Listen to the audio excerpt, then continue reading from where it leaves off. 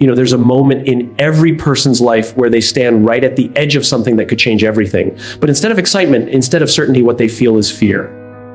That moment, that trembling, uncomfortable, uncertain moment is where destinies are either created or abandoned. And that's why I want you to stay with me all the way to the end of this speech. Because before these minutes are over, you will see clearly that your fear isn't the enemy, it's the doorway. Your brokenness isn't your limitation, it's the beginning of your story and the step you've been avoiding. It might be the one that changes your entire life. So don't move. Don't look away, because what you're about to understand might finally give you permission to begin. Do it scared. Do it broken. But do it. We've been conditioned to believe we need confidence to start.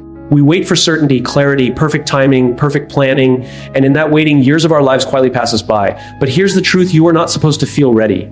Readiness is not a prerequisite for progress. Action creates readiness. Action creates clarity. Action builds strength. Every person you admire, every leader you respect, every success story you've ever heard started the same way: unprepared and sure and terrified. They didn't start because they were fearless. They started because something mattered more than the fear. When you're scared, you're paying attention. Fear means it matters. Fear means you care. Fear means the path you're looking at has meaning, weight, and a possibility of transformation. So if you're scared, good. You should be. It means you found something worth doing. But here's the part we don't talk about enough. You don't need to be whole to begin. You don't need to be emotionally healed, mentally perfect, or physically flawless. Some of the greatest accomplishments in history were built by people who were exhausted, uncertain, heartbroken, and barely holding themselves together. They didn't wait to be fixed. They moved anyway. Broken does not mean incapable. Broken means human. We break because we feel. We break because we try. We break because we refuse to live small. But breaking is not the end. It's the opening. It's the moment where light enters and truth emerges. If you're tired, keep going. If you're confused, keep going. If you're doubting yourself, keep going. Not because you're unbreakable, but because you're willing. And that willingness is stronger than fear. Your first step is your bravest one. Not your biggest, not your most confident, not your most strategic. Your first step. Because the first step says, I will not let fear decide my future. I will not let brokenness define my worth. I am moving forward because something inside me refuses to stay where I am. And if you can take one step, you can take another. And if you can take another, you can build momentum. And momentum is what ordinary people use to create extraordinary lives. Purpose is the fuel that outlasts fear. Fear drains you. Purpose fills you. Fear weakens you. Purpose strengthens you. When you know your why, the how becomes possible, even if it's painful. People aren't unstoppable because they are strong. They are unstoppable because they are driven by something deeper. Find that why. Protect it. Honor it. Let it guide you when everything feels uncertain. Do it scared. Do it broken. But do it, not because it'll be easy, not because you're guaranteed to succeed, but because the alternative, doing nothing, only guarantees regret. The world doesn't need perfect people. The world needs willing people. People who start before they're ready. People who walk forward even when the ground shakes beneath them. Your future self is watching. Your purpose is waiting. Your moment is right now. So do it. Do it scared. Do it broken. But do it. We grow up believing that courage looks like confidence. A chest held high, a steady voice, a firm grip on the world. We imagine that brave people wake up fearless, untouched by doubt, unshaken by uncertainty. But nothing could be further from the truth. Courage was never the absence of fear. Courage is what rises in spite of it. Fear is not a flaw. It is a human signal. It tells us we are stepping into territory that matters. It signals growth, risk, transformation, and yes, sometimes danger. Fear says, pay attention, but courage says, move. And that is the difference. One is a warning, the other is a decision. What separates people who live extraordinary lives from those who stay stuck is not genetics, talent, or destiny. It is the choice to move even when everything inside them shakes. Brave people feel fear just as deeply as anyone else. They just refuse to let fear become their compass. Think about the moments in your life that changed you. None of them began with comfort. No one becomes wiser, stronger, or more capable by staying where the ground feels safe and familiar. Growth happens at the edge. The edge of the edge of who you've been, the edge of what you believe you can handle. It's easy to take a step when you're confident. It's easy to move when you have full clarity. But courage isn't measured by the steps you take when the path is smooth. It's measured by the steps you choose when everything feels uncertain. Imagine two people standing at the same cliff of opportunity. One waits for fear to go away. They wait and wait, hoping that someday the perfect moment will arrive, the moment when they finally feel ready. But fear does not disappear with time. In fact, the longer you wait, the louder it becomes. The second person feels the same fear, the same butterflies, the same tightness in their chest, the same tremble in their hands, but they step anyway. Not because they're braver by birth, but because they've understood a simple truth. Fear is not a stop sign, it is a spotlight. It shines on the things that matter, the things that could change you, the things that carry meaning. In life, courage rarely roars. Usually it whispers. It shows up quietly in the person who applies for the job they think they're not good enough for, In the single mother who wakes up and fights for her children even when she's exhausted. In the teenager who chooses honesty over popularity. In the entrepreneur who risks failure because they believe in a vision no one else can see. Courage is not the absence of fear, it is the decision to move anyway. And that decision changes everything. Fear has a way of convincing us that we are not ready. It whispers doubts into our minds. What if I fail? What if I'm not enough? What if I lose everything? What if I embarrass myself? But here's the question we rarely ask: what if you succeed? What if the path you're afraid of leads to a life that feels fuller, richer, more aligned with who you truly are? What if your potential is on the other side of the fear you keep avoiding? We underestimate the cost of inaction. People assume moving forward is risky, and yes, it is, but staying where you are is also a risk, a quiet one, a slow-growing one, a risk that shows up as regret, as resentment, as the haunting feeling of what could I have become if I had tried. Courage is the antidote to that regret. It teaches us that the moment you choose to act, even with fear in your bones, you reclaim your power. You stop being a spectator in your own life and become a participant again. You stop allowing fear to define your boundaries. Courage doesn't require you to eliminate fear. It requires you to carry it, to walk with it, to say, I hear you, but I'm moving anyway. Think of a bird learning to fly. When it stands on the branch for the first time, the ground looks impossibly far. Its wings feel uncertain, but it knows that staying in the nest forever is not an option.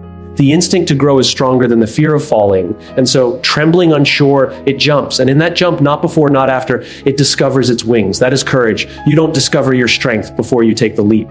You discover it because you take the leap. Courage is not the product of confidence. Confidence is the product of courage. Every time you choose to move despite fear, you strengthen a muscle within yourself.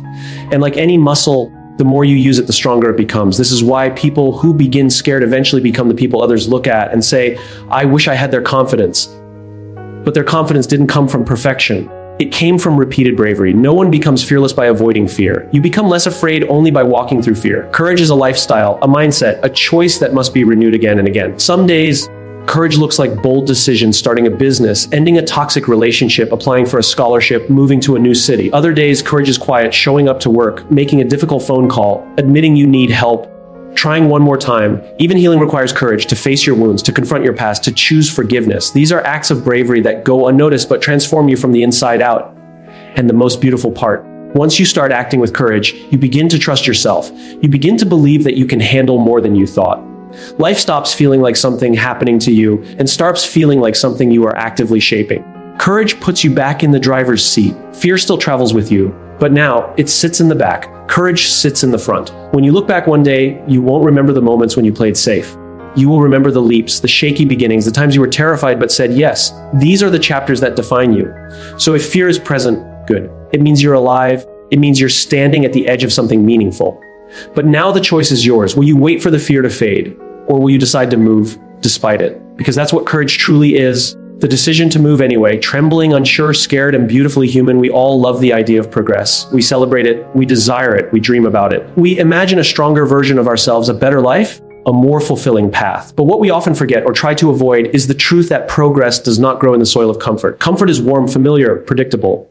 Progress is none of those things. Progress is born in the tension between where you are and where you want to be. It begins the moment your comfort ends. Comfort is seductive. It whispers to you, stay here. It's safe. It's enough. But comfort has a hidden cost. It limits you. It shields you not only from fear, but also from growth, opportunity, discovery, and the depth of your own potential. The life you want is always a few steps beyond your comfort zone. And the bridge between the two is discomfort. The difference between people who evolve and people who remain stuck is not talent, luck, or intelligence. It's the willingness to experience discomfort. Discomfort is the birthplace of every breakthrough. Physical, mental, emotional, financial, spiritual. It is the space where transformation begins. Think of a seed buried underground. In the darkness, in the pressure of soul, it begins to stretch and break. That breaking is not a sign of destruction. It's the beginning of growth. Without pressure, the seed would remain a seed forever. Without discomfort, nothing new would emerge. Humans are the same. When life grows too comfortable, too predictable, we stagnate, not because we are incapable, but because we stop stretching. We stop challenging ourselves. We stop reaching for the unfamiliar. Progress demands friction. It demands effort. It demands the willingness to step into places where you might fail, where you might feel exposed, where you might not know exactly what you're doing. But that is exactly where you discover who you truly are. Comfort keeps you who you are. Challenge reveals who you can become. Consider the story of anyone who achieved something meaningful. Athletes, entrepreneurs, creators, innovators, leaders. None of them built greatness inside the boundaries of comfort. Athletes push their bodies until their muscles burn. Artists practice until their hands ache. Entrepreneurs face uncertainty, rejection, and risk Students stay awake deep into the night learning something new. Parents navigate exhaustion and sacrifice. Growth always requires discomfort, but discomfort is not punishment. It is preparation. It shapes you. It strengthens you. It builds in you the qualities required for the next version of your life. When you stay inside your comfort zone, you are choosing familiarity over possibility. But deep inside, you know nothing extraordinary grows in comfort. Comfort breeds repetition. Repetition breeds boredom. Boredom breeds regret. One of the most painful experiences in life is looking back and realizing that you were capable of more, but fear of discomfort kept you small. Many people never fail because they never try. They never fall because they never stand up for what they want. They never experience rejection because they never risk putting themselves out there. And in the end, they live a life that feels safe but empty. There is a false belief that discomfort means something is wrong, but discomfort is often proof that something is right. It means you're moving, you're stretching, you're outgrowing old limits. You're walking into a bigger life. Progress begins the moment you step outside what feels easy. Think back to learning anything new, riding a bicycle, speaking in public, learning a skill. The beginning was awkward. You struggled, stumbled, failed, and felt unsure. But that struggle wasn't a sign that you were incapable. It was the natural process of progress. We forget that as adults. We imagine that if something feels uncomfortable, it means we're doing it wrong. But children understand discomfort better than adults. They know it's temporary. They know it's part of mastery. The adults who thrive are the ones who remember what the child instinctively knew: discomfort is the way forward. Progress is rarely a dramatic leap. It is usually a series of small steps made in uncomfortable moments. Every step taken outside your comfort zone expands the zone itself. What feels terrifying today becomes natural tomorrow. What feels heavy today becomes light over time. What feels impossible slowly becomes your new normal. When you push through discomfort, you don't just grow, you rewrite your identity. You prove to yourself that you can do hard things, that you can survive uncertainty, that you can thrive under pressure, that you are capable of more than you imagined. And this is why discomfort is the entrance to every meaningful chapter of life. The person who begins the gym journey feels embarrassed at first. The person learning a language feels lost at first. The person starting a business feels overwhelmed at first. The person healing emotionally faces pain at first. But on the other side of this discomfort are strength, fluency, confidence, freedom, clarity, and transformation. Every time you choose discomfort over safety, your future expands. But staying in comfort has its own cost, a quiet erosion of your potential. Comfort lulls you into routines that feel safe but eventually make you feel trapped. You start to shrink your dreams to fit inside your ease. You begin convincing yourself that your current life is good enough, but a part of you knows that it is not complete. True progress requires honesty. Honesty about what you want, what scares you, and what needs to change. And then it requires courage. The courage to act even when it feels uncomfortable. The beautiful thing is that the discomfort is temporary. The growth is permanent. The fear fades, the confidence stays, the struggle passes. The transformation remains, the pain ends, the strength stays. When you step outside your comfort zone for long enough, it becomes your new comfort zone. That's the magic of growth. It creates a new baseline, a new normal, a new version of you who is stronger, wiser, more capable, and more aligned with your purpose. Progress is not a gift, it is a journey. And the journey begins the moment comfort ends. So ask yourself, where have you been too comfortable? What dream have you been ignoring because the path to it feels difficult? What name are you afraid to claim because of discomfort? What life has been waiting for you on the other side of fear? You are not meant to stay where it feels easy. You are meant to evolve, to expand, to transform. And evolution requires discomfort. If you feel discomfort today, don't run from it, lean into it. It is evidence that you're on the right path. It is proof that you're breaking limits. It is the beginning of progress. Every great story begins with a step that wasn't comfortable. Yours can begin today because progress, real lasting, meaningful progress, always begins where comfort ends. There is a quiet moment in life, a moment many people hide from the world, where something inside them cracks. It may be caused by loss, betrayal, disappointment, failure, heartbreak, exhaustion, or the heavy weight of responsibilities they never asked for. In that moment, a person feels broken. Not just hurt, not just challenged, but truly broken. And yet, here is the truth most people never hear. Broken does not mean defeated. Being broken means you have lived. It means you have felt deeply. It means you have tried, loved, risked, hoped, and cared enough for life to impact you. You only break in the places where you dared to be human. But somewhere along the way, society taught us that brokenness is weakness, something shameful, something to hide. We were taught to present polished smiles instead of scarred hearts. We learned to perform strength instead of living with authenticity. We were told that the strong don't break. But the reality is this: the strongest people you know have all been broken at one point. What makes them strong is not that they avoided breaking, but that they refused to stay broken. Being broken means things didn't go the way you hoped. It means life hit you harder than you expected. It means something in you has been shaken. But being defeated means you have surrendered your future to that pain, and you are not here to surrender. Your cracks are not the end of your story, they are the beginning of your rebuilding. Think about a clay pot that falls to the ground. When it shatters, it feels like the end of its purpose. But in the Japanese art of kintsugi, the broken pieces are gathered and repaired with gold. The cracks don't disappear, they are highlighted. The pot becomes more beautiful, more valuable, not in spite of its brokenness, but because of it. That is you. Your pain can become your gold, the thing that shapes your character, sharpens your wisdom, deepens your compassion, and strengthens your spirit. Your cracks can become the strongest parts of you. Being broken teaches you things comfort never will. When your heart breaks, you learn empathy. When your plans break, you learn humility. When your beliefs break, you learn truth. When your confidence breaks, you learn resilience. When your identity breaks, you discover who you truly are. Brokenness is not the ending of a person, it is the reshaping. And yes, the process hurts. Growth always does. Healing is not gentle. Transformation is not soft. Breaking feels like chaos, but it is often the beginning of clarity. The old version of you had to break so a stronger, wiser version could emerge. When we break, something remarkable happens. We stop pretending. We stop pretending to be okay. We stop pretending to have all the answers. We stop pretending that life doesn't affect us. We stop pretending that we don't need help. Brokenness forces us to confront ourselves. It strips away the mask we wear and exposes the truth of who we are. In that rawness, honesty begins, and honesty is the foundation of real strength. You cannot defeat a person who is honest with themselves. You cannot defeat a person who has learned to rise from their lowest points, because they no longer fear breaking. They have survived it already. The world teaches us to fear the fall.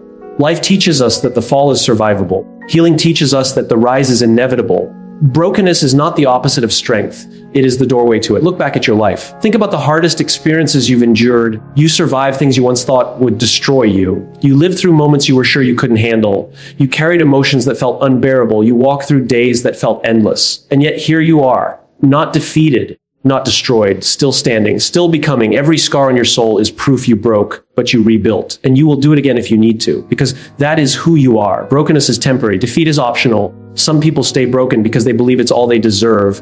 They accept their pain as identity instead of experience. But pain is not who you are. It is what happened to you. You are allowed to outgrow it. You are allowed to heal. You are allowed to rise again even stronger than before. You don't rebuild yourself by pretending nothing is wrong. You rebuild by accepting what happened, honoring the pain, and refusing to let it define your future. Strength is not found in avoiding brokenness. Strength is found in choosing to stand up while still cracked, choosing to hope again, choosing to trust again, choosing to begin again, choosing to believe that your story is not finished. Because it isn't. You are still writing it. The broken moments in your life will one day become the reasons you succeed. They will become the fuel that drives you, the lessons that guide you, the wisdom that anchors you. They will become the stories you share with others who feel lost, the encouragement you offer to someone who thinks their pain is permanent. Your brokenness will become someone else's hope someday. But for that to happen, you must choose to rise, not perfectly, not immediately, not fearlessly. Just rise one small step, one choice at a time, one moment of courage after another. The cracks in you do not mean you are finished. They mean you are human. They mean you are growing. They mean you are evolving into a version of yourself that is stronger, wiser, deeper, and more aligned with your truth. The world may break you, but it does not get to decide whether you stay broken. That power belongs to you. So yes, you may feel broken, but you are not defeated. You are rising slowly, quietly, powerfully. Your story is not over. You are only in the chapter where the hero is still learning their power. And soon, very soon, the world will see what you become after the breaking. We live in a world obsessed with perfection. Perfect timing, perfect planning, perfect confidence, perfect results. We are taught silently but constantly that if something isn't done perfectly, it's better not to do it at all. And this mindset has quietly killed more dreams than failure ever will. But here is the truth that every successful, fulfilled, and resilient person eventually discovers your first step is far more important than your perfect step. People wait years, even decades, trying to find the right moment, the right idea, the right feeling, the right preparation. They convince themselves that once everything is aligned, they will finally begin. But perfection does not arrive at the beginning of a journey. It is earned at the end. Waiting for perfection is waiting for something that does not exist. No great story begins with perfection. Great stories begin with a shaky voice, a trembling hands, and a heart pounding with uncertainty. The first step is always messy, always uncomfortable, always imperfect, and that is exactly what makes it meaningful. When a newborn tries to stand for the first time, they fall almost instantly. Their balance is off, their legs wobble, their muscles are weak. But no one says, wait until you're perfect, then try again. They clap, they smile, they cheer, because they understand that the first step is not meant to be perfect. It is meant to begin. Adults forget this truth. We expect ourselves to be great on the first try. We expect mastery without apprenticeship, confidence without experience, progress without practice. We forget that everyone who is good at something today was once terrible at it. Your first step is important because it breaks the inertia, the psychological weight of staying still. The longer you remain stuck, the heavier the weight becomes. Fear grows, doubt grows, excuses grow. Procrastination becomes more comfortable than effort. And before you know it, the idea that excited you becomes the dream you never pursued. But the moment you take that first step, however clumsy, something powerful shifts. Your brain awakens. Your spirit ignites. Your potential begins to move. Suddenly, the dream that felt impossible becomes something you're actively shaping. Progress cannot happen without motion. And motion begins with the first step. Your first step teaches you more than all the planning in the world. You can study, prepare, analyze, and imagine. But real clarity comes from doing. Life reveals its answers not to thinkers, but to movers. Consider a person who wants to start a business. They read books, they watch videos, they take courses, they wait for the perfect idea. Years pass, and they never start, because perfection becomes the cage that holds them back. Now consider another person with far less planning and far more courage. They begin small, they try, they fail, they adjust, they learn, they grow. And step by step, they build something real. The difference between these two people is not intelligence. It is not luck, it is not resources, it is the willingness to take the first step. Your first step has power because it is a declaration. A declaration to yourself and to the world that you are willing to move toward your purpose, even if you are not fully ready. It is an act of faith in your own becoming.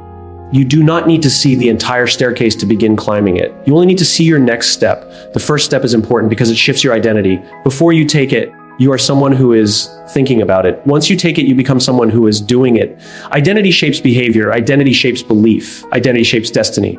When you see yourself as someone who takes action, even imperfect action, you free yourself from the paralysis of overthinking. You stop waiting for everything to make sense and start trusting your ability to figure things out along the way. This is how confidence is built, not through perfection, but through participation. Confidence is earned through attempts, not theories. It is forged in motion, not in meditation. It is built by stepping forward, not by standing still.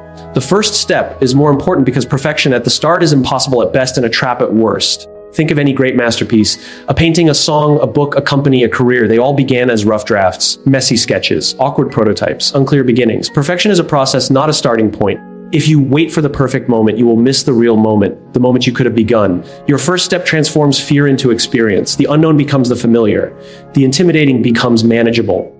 The overwhelming becomes understandable. The impossible becomes achievable. And yes, your first step might be small. It might even feel insignificant, but the size of the step doesn't matter. What matters is the direction. Even the smallest step forward breaks the illusion that you are powerless. One step can turn anxiety into momentum. One step can turn confusion into clarity. One step can turn hesitation into habit. One step can turn a dream into a plan. One step can turn a possibility into a reality. The first step is also important because it teaches you one of the most liberating truths in life. You don't have to be great to start. But you do have to start to become great. Think of every person you admire. At some point, they were beginners too. They were clumsy, unsure, afraid, overwhelmed. But they moved anyway. And their first step, not their perfect step, is what created their transformation. Your first step is an act of courage, a statement of intention, a vote for the future you want. And courage does not require perfection, only willingness. When you take the first step, life meets you halfway. New opportunities appear. New people show up, new ideas flow. You begin to see paths you could not see from the starting line. But none of that happens until you move. So take the step, even if your voice shakes, even if your hands tremble, even if you're unsure, even if you feel unprepared, even if you're scared. Imperfect action will always beat perfect intention because your first step, not your perfect step, is the one that changes your life. You don't need to get it right. You just need to get it started. There is a moment in every person's life when they look at a mistake they've made and think, maybe this says something about who I am. And that moment, quiet, painful, and deeply human, is where most dreams begin to die. Not because people are incapable, and not because they lack potential, but because they misunderstand the meaning of failure. Failure is not a label. It is not a definition. It is not a reflection of your worth. Failure is data, a set of signals, information, patterns, lessons. Nothing more, nothing less. Yet we were raised in a world that treats failure as a verdict. Schools taught us that mistakes lead to punishment. Society treats perfection as a requirement. Families sometimes confuse love with pressure. And slowly, we learn to see ourselves through rigid frames, successful or not, smart or not, capable or not. These binaries are illusions, but we live in them long enough that they begin to feel like truth. But here's the truth. Every great innovation, every powerful idea, every meaningful life was built on the back of thousands of failures, observed, analyzed, and transformed into insight. Think of a scientist running experiments. When an experiment doesn't work, nobody says, "You're a failure." Instead, the only question is, what did we learn? The scientist updates the model, adjusts the variables, refines the approach. Imagine if you approached your life with that same curiosity, that same emotional neutrality. Imagine if your mistakes were not wounds, but data points guiding you toward wisdom. When failure becomes data, shame disappears. Shame is the feeling that says, there's something wrong with me. Data says, there's something I didn't know. Yet, shame locks you in place. Data moves you forward. Shame tells you to hide. Data tells you to explore. Shame buries your potential. Data helps it grow. Most people don't fear failure. They fear what failure means. They fear the story it might write about them. The problem is not the fall, it's the interpretation. A fall is temporary. A label is permanent.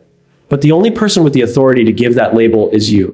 When you treat failure as identity, you stop trying. When you treat failure as data, you start improving. Think about the most basic human skill, walking. A child falls tons of times before taking their first step.